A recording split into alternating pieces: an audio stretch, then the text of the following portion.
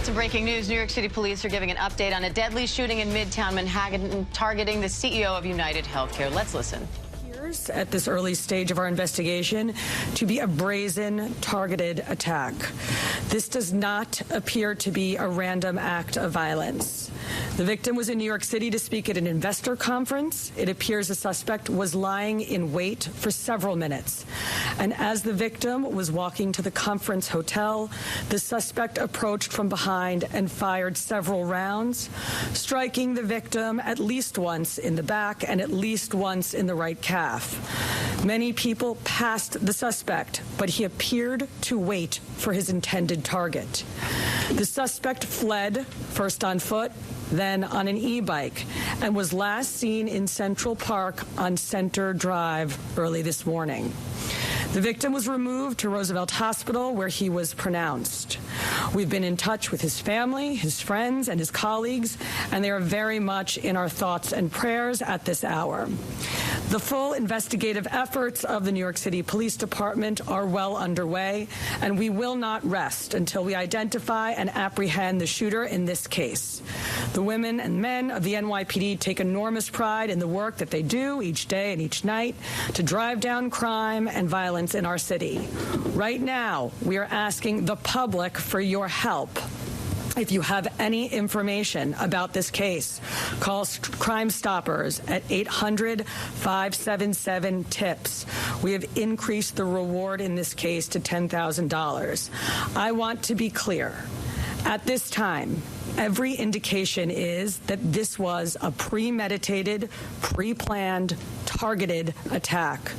Millions of people will be enjoying the tree lighting tonight, among other holiday events, and the NYPD will be out there with them, keeping them safe. For some preliminary details about today's tragic incident, I pass it over to our Chief of Detectives, Chief Joe Kenny. Thank you, Commissioner. The information I'm about to give you is preliminary as our investigation is continuing. This morning at 6:46 a.m., patrol officers from Midtown North Precinct responded to a 911 call of a person shot in front of the Hilton Hotel located at 1335 Avenue of the Americas. This is between West 53rd Street and West 54th Street. At 6:48 a.m., officers arrive and find the victim, Brian R. Thompson, a 50-year-old male, on the sidewalk in front of the Hilton with gunshot wounds to his back and leg. Mr. Thompson was removed by EMS to Roosevelt Hospital, where he was pronounced dead at 7:12 a.m. Mr. Thompson is the CEO of UnitedHealthcare and resides in Minnesota. Detectives from Night Watch, Midtown North Detective Squad, and Manhattan South Homicide responded to the scene and began their investigation. What we know is that the shooter arrived at the location on foot about 5 minutes prior to the victim's arrival. He stands alongside the building line as numerous other people and pedestrians pass him by. From video, we see at 6:44 a.m., the victim is walking alone towards the Hilton after exiting his hotel across the street. We believe the victim was headed to the Hilton Hotel to attend the United Health Group Investors Conference that was scheduled to start at 8 a.m. The shooter appears to be a light-skinned male. He's wearing a light brown or cream-colored jacket, a black face mask, black and white sneakers, and a very distinctive gray backpack. The shooter steps onto the sidewalk from behind the car. He ignores numerous other pedestrians, approaches the victim from behind, and shoots him in the back. The shooter then walks toward the victim and continues to shoot. It appears that the gun malfunctions as he clears the jam and begins to fire again. The shooter then flees on foot northbound into an alleyway between 54th Street and 55th Street. Once at West 55th Street, the shooter continues to walk westbound on the Avenue of the Americas, where he gets onto an electric e-city bike and rides northbound on the Avenue of Americas towards Central Park, where at 6:48 a.m., we have the shooter riding this bike into Central Park at Center Drive. At the scene, we recover 3 live 9mm rounds and 3 discharged 9mm shell casings. The motive for this murder currently is unknown, but based on the evidence we have so far, it does appear that the victim was specifically targeted. But at this point, we do not know why. This does not appear to be a random act of violence. We are seeking information from the public to help identify the shooter. As the Commissioner said, we have upped the reward up to $10,000 for information. You're urged to contact Crime Stoppers at 1-800-577-TIPS. All information will be kept anonymous. Thank you very much. All right, well, we're going to open up to a couple of questions. We're going to start off with Shimon, CNN. So it's about an hour and 20 minutes before the start of the conference. Is there any indication that he was going to meet someone? Because it's pretty early. Is he on his way to meet someone there at the conference? He leaves the hotel dressed like he's going to be attending the conference. We're working with his co-workers and other people that he planned on attending the conference with to get that information. But as of right now, he's in charge of the conference, so we believe he was getting there to help set up. And then just the city bike, if I may. Do we know where that city bike is now? Does he dock it or does he keep riding it? We're still tracking video. The last we see with him on that bike is in Central Park. Is there a way to track that bike? There are GPSs on those bikes. We'll be working with the company. All right, we're going to move over. We're going to go NJ Burkett. Thank you. Chief, were any words exchanged? If so, what were the words? And I'm told a cell phone was recovered in an alleyway on his escape route. Does that appear to be connected to the suspect? We're working through that cell phone. Obviously, we'll be processing it forensically. And as far as words being exchanged, we do not have audio of the incident. We only have the regular video. But nothing from witnesses? Nothing from, well, there was one witness standing right next to the victim when he was shot. We're still trying to identify that victim. Excuse me, that witness. We're going to go over to Aaron Katursky. Thank you. Chief, was he checked into the hotel across the street alone? Was he in the city alone? Was he accompanied by anybody? Did he have any known enemies or anyone that you've been able to find so far? Like I said, we're reaching out to law enforcement in Minnesota, and we're also interviewing his co-workers and family members to see if there have been any specific threats against him in the past. As far as who was he in the hotel with, we're doing a search warrant in his hotel room right now. That might lead us, give us some more information. All right, we're going to go over to Dean Moses. A couple of questions. One, based on the surveillance you've seen of this individual, do you feel like he's professional? You mentioned that he did a bullet spell. Do you feel like this was a professional individual who took this man's life? And also, will it affect in any way the tree light tonight? I'll answer the part about whether or not he's a professional. That, we have no way of knowing that. From watching the video, it does seem that he's proficient in the use of firearms, as he was able to clear the malfunctions pretty quickly. But as far as the tree lighting, I'll leave that to Chief Madrick. Yes. Good morning, Dean. Just really quick, this incident will not affect the tree lighting. The tree lighting is slated to start at 7 p.m. The show, the actual lighting of the tree will be close at 10 o'clock, actually 9:55 p.m. We will have a massive police presence out there around Rockefeller Center from 52nd Street all the way down to 47th Street. We will have plainclothes out there, a plainclothes detail out there. We will have our CRC assets, our strategic response group assets. We will have our intel division out there, a lot of assets out there to make sure people can come out and have a good time. And we're going to have additional police officers in the subways as well, so people can take mass transit to make it easier to travel into the city and enjoy the tree. This is a terrible event, but we're going to go on, and people are going to enjoy the tree lighting tonight. All right, we're going to move on to Marsha Kramer. I wonder if you could tell me, the mayor said that there was evidence recovered at the scene that would indicate that this was not a random event. I wonder if you could tell me what that evidence was. And by looking at the gun, it appears that there's a silencer on the gun. Was there a silencer on the gun? And does this indicate not only that it was premeditated, but this is somebody who knew his way around guns and might have been a professional? Once again, we won't know that until we complete our investigation and identify the shooter or recover that firearm. You see a glimpse of the gun in video, so we're not able to make a determination on whether or not a silencer was used on that quick glimpse of video. Is that a silencer? We can't tell from that little glimpse of video. I'm not going to commit to saying that at this time. That would be part of our investigation. And what evidence did you...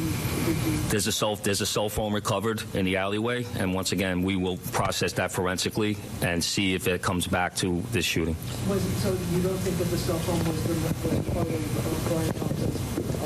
Once again, this investigation is less than 5 hours old. That will be part of our investigation. All right, we're going to move on to Joe Marino, New York Post.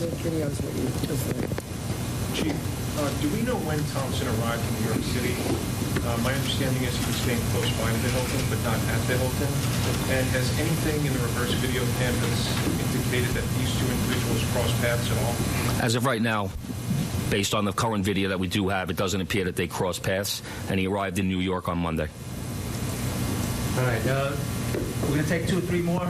We're going to go Rocco, Daily News. Chief, did he typically travel with a security detail? And even though it's early, is there anything to indicate that there had been issues with, let's say, a patient who was denied coverage, either back in Minnesota or more recently, someone who lives here? From speaking to other employees that traveled with him to New York, it doesn't seem that he had a security detail. He left the hotel by himself, was walking, didn't seem like he had any issues at all. So I don't think he did not have a security detail. And as far as denied coverage, I know that's typically an issue with these major companies. Any reason to believe he had been the subject of a threat? Once again, we're looking at everything. We're looking at his social media. We are interviewing employees. We are interviewing family members. We will be speaking to law enforcement in Minnesota. We're going to do 2 more before we wrap up. Shayna? Oh, sorry. I was just going to ask if any cursory look at any social media, whether it's the company, whether it's his personal social media, his family's, is there anything obvious that sticks out at this early stage in the investigation? We have not uncovered anything at this time. The investigation is still too early. We're going to go last question over here with Jake. How's it going? With the suspect still at large, last seen in Central Park, are you urging New Yorkers to avoid the park? Is the NYPD deploying its drones? I know they recently started doing that in the park. And then also I was wondering, is there any indication when he gets this city bike that he's a city bike member? It's like sometimes if you're not a member, you can pay to use it. I don't know if you're able to tell on surveillance. The chief of detectives will answer the part about the city bike. But in terms of we're encouraging New Yorkers to go about their daily lives and their daily business, but to be alert. We put the picture out. You're putting the picture out. We want people to take a look. If they see anything suspicious, if they hear anything suspicious, we ask them to call 911, reach out to our detectives.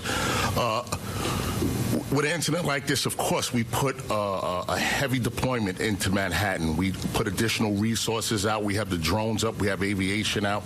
We have K-9 out. When an incident like this happens, we don't spare any expense. We put all of our resources out there to support the chief of detectives' mission and to keep New Yorkers safe. So we will have a massive presence out there around the tree lighting, but throughout Manhattan as well until more information develops and we're able to support the chief of detectives and what he needs to make a quick arrest. As far as where he got the city bike, we're still working that through. Like I said, we're pulling video from numerous locations, numerous sources, and we have him on our timeline walking, and what we're very fortunate is he has that very distinctive gray backpack on. So we see him in one video clip walking, and then another source of video, him riding that bike. So we don't have video or witness confirmation on how he obtained that bike. Can I just hear the cell phone? Do we know if it's related to this, or it's just right now what you're saying is a cell phone? A cell phone was recovered. We will confirm that later on down if we, do our forensic examination. Thank you, everyone. This concludes our press conference. Thank you for your time and attention. We've been listening to New York City police updating on the deadly shooting in Midtown Manhattan of UnitedHealthcare CEO Brian Thompson. They say it happened around 6:46 this morning outside the Hilton Hotel as Thompson was headed there for a conference. The suspect had been waiting, they say, at the scene for 5 minutes before walking up to Thompson, shooting him several times from behind. They say the gun then jammed, and he fired more shots before running away and then riding off on an e-bike. Now a manhunt is underway. I want to bring in ABC's Phil Lipoff for more on this. Phil, so many concerning things here, including the fact that they're saying this was targeted, it was brazen, happening during rush hour at a time that New Yorkers are generally headed to work in that area and in this center touristy location. Yeah, I mean, the first thing they said, as you just heard in the presser, was it was a brazen, targeted attack. We've been hearing that all morning. Now we have some more details to support police saying that. As you mentioned, Brian Thompson, this CEO, was staying across the street. He came out of his hotel, walked across the street. They can tell because in any major city, but especially in Manhattan, there are cameras everywhere. So police have now been able to see that this shooter waited there for about 5 minutes or so before Thompson came onto the sidewalk, and there were people going back and forth. He didn't shoot anybody else. He waited till Thompson approached the door, walked behind him. We don't know if he said anything because there's no audio right now or audio on those cameras, but then opened fire, shot this man in the back. Hit him in the back, hit him in the leg. Then his gun jammed. And you have to be proficient with a gun to know how to clear a jam and a slide and then continue shooting. And he did that. He kept shooting, and then he ran down an alley, grabbed a bike, and drove away. All right, police now searching for that suspect. ABC's Philip Boff, thank you.